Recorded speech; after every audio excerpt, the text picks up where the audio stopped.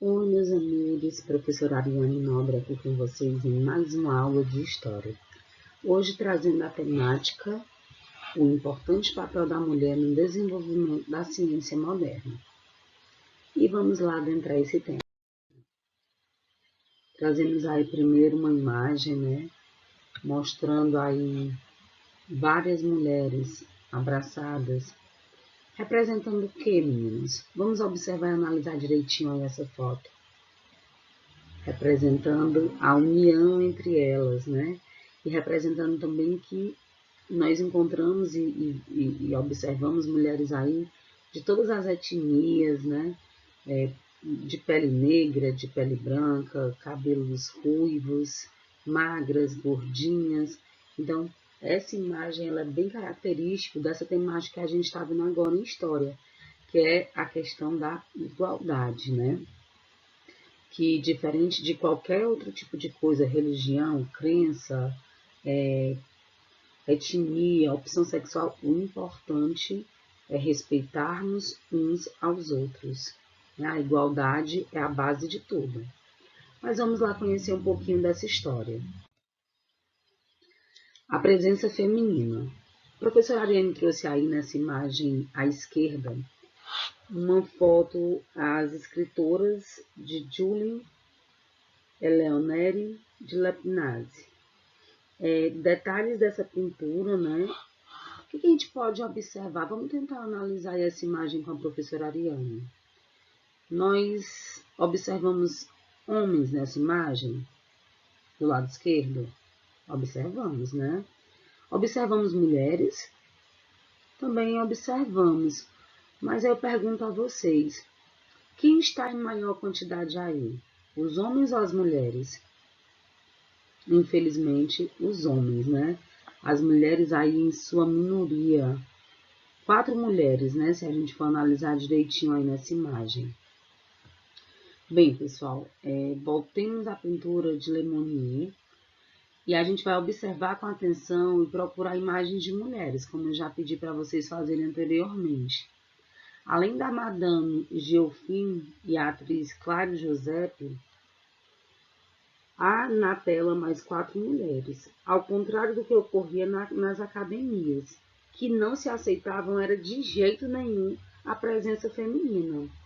As mulheres tiveram um papel essencial na organização dos salões, sob sua proteção e muitas vezes também sob os seus incentivos financeiros. Os iluministas puderam expor e discutir as novas ideias. Nos salões, como a gente pode observar por essa foto, além de as mulheres ouvirem os debates, elas expunham também suas opiniões e muitas vezes até suas próprias obras de literatura, teatro ou poesia. É esse o caso das 2 mulheres que você pode ver no detalhe aí abaixo.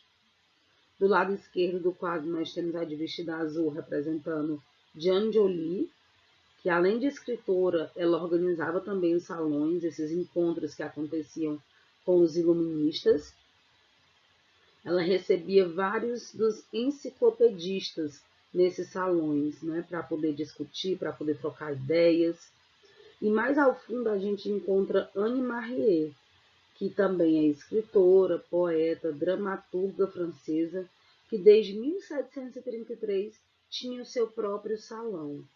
As mulheres também tiveram um papel importante no desenvolvimento da ciência moderna, como a gente vai conferir na próxima imagem aí do lado direito. Mas antes disso, eu queria dizer para vocês que já nesse período aí, as mulheres estavam começando a se destacar, né?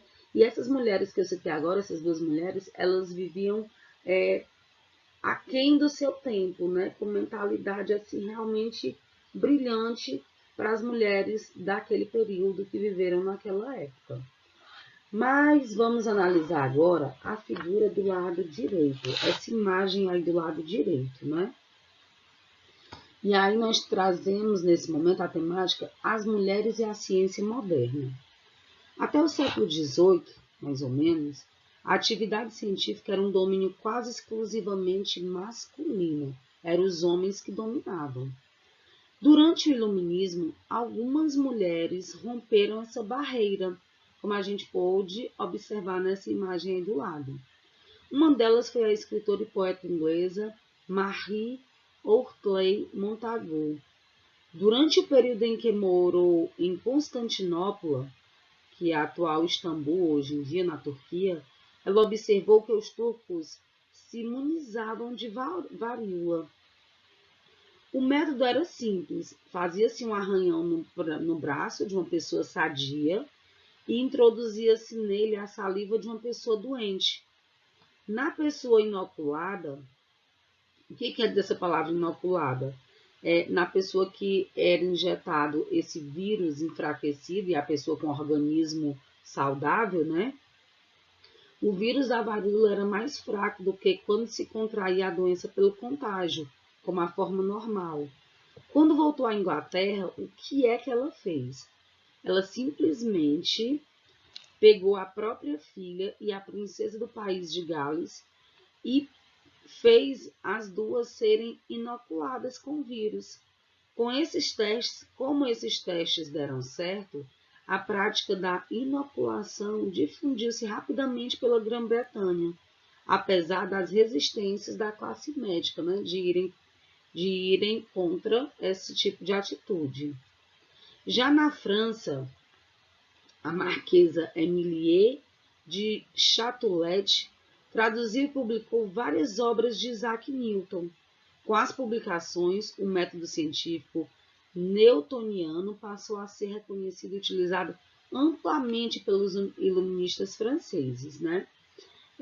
Só quero abrir aí um aspas, pessoal. A varíola, ela é uma doença, né? Que é uma doença viral, cujo vírus, graças a Deus, já foi erradicado do planeta, né?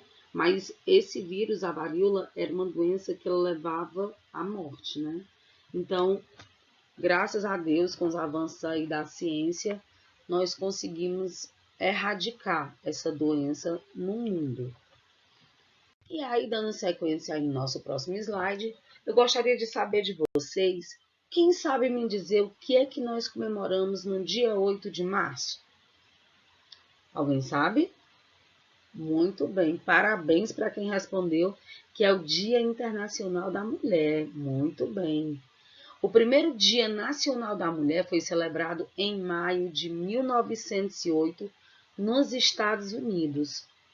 As histórias que remetem à criação do Dia Internacional da Mulher alimentam o imaginário de que a data teria surgido a partir de um incêndio em uma fábrica têxtil de Nova York em 1911, quando cerca de aproximadamente 130 operárias morreram carbonizadas, morreram queimadas. Sem dúvida, o incidente ocorrido em 25 de março daquele ano marcou essa trajetória das lutas feministas ao longo do século XX. Mas esses eventos que levaram à criação da data são bem anteriores a este acontecimento. E agora a gente vai ouvir um pouquinho dessa história da comemoração, o porquê desse dia 8 de março. Desde o final do século XIX, meninos, organizações feministas oriundas de movimentos operários, elas protestavam em vários países da Europa e também nos Estados Unidos. Elas protestavam porque a jornada de trabalho delas era de aproximadamente 15 horas por dia, sem contar que os salários eram medíocres, pouquíssimos, e bem inferior aos salários recebidos pelos homens. Então, a Revolução Industrial levaram as mulheres a greves para reivindicar por melhores condições de trabalho e o fim também do trabalho infantil, que naquela época já era muito praticado, né? Era muito comum nas fábricas durante esse período, a questão do trabalho infantil. Essa também era uma das reivindicações do grupo feminista.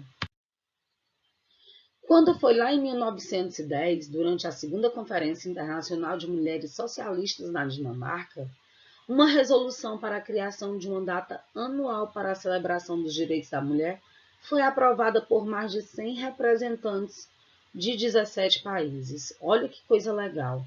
O objetivo era o quê? Era honrar as lutas femininas e assim obter suporte para instituir o sufrágio universal em diversas nações. 8 de março deve ser visto como um momento de mobilização para a conquista de direitos e para discutir as discriminações e violências morais, físicas e sexuais ainda hoje sofridas pelas mulheres, impedindo que retrocessos ameacem o que já foi alcançado em diversos países. Então, esse dia 8 de março, que a gente, parabeniza as mulheres, que a gente escuta muitas mensagens em alusão a esse dia, em alusão às mulheres, mas a essência desse 8 de março é justamente para poder ser lembrado e a gente não deixar realmente se acabar essa memória de que nós precisamos, ainda hoje, nos dias atuais, décadas depois da criação desse dia 8 de março, a gente precisa lutar, continuar lutando, unida, como vocês viram aí a imagem na foto no início da abertura do meu slide, contra essas discriminações, porque infelizmente ainda hoje, existe essa questão aí da violência moral, violência física, violência sexual. Muitas mulheres são mortas pelos seus companheiros,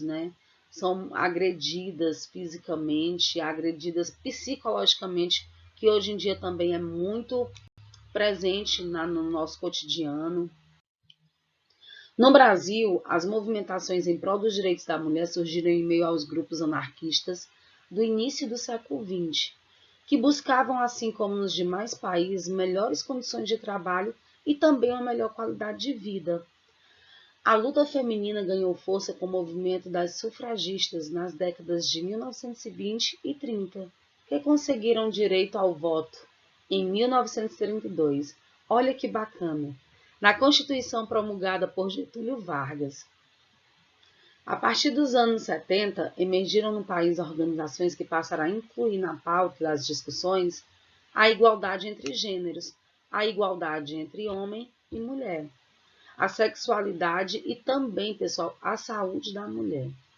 Em 1982, há 38 anos atrás, o feminismo passou a manter um diálogo importante com o Estado, com a criação do Conselho Estadual da Condição Feminina em São Paulo, e em 1985 com o aparecimento da primeira delegacia especializada da mulher. Então foram muitos avanços, foram muitas conquistas, ao longo de todos esses anos. E aí a professora Ariane deixa aí uma reflexão para vocês. Vamos reconhecer e valorizar as mulheres da nossa vida? Você, aluno, você, aluna, vocês reconhecem, vocês valorizam as mulheres que estão no dia a dia de vocês, que estão aí na luta para poder criá-los, as mães de vocês, as avós, as tias, as professoras. Então a gente precisa voltar os nossos olhares e seguir firmes nessa luta, não baixar a cabeça jamais. Isso é o que é mais importante, tá bom? Então a professora Ariane vai ficando por aqui. Um grande cheiro no coração de vocês e até a próxima aula.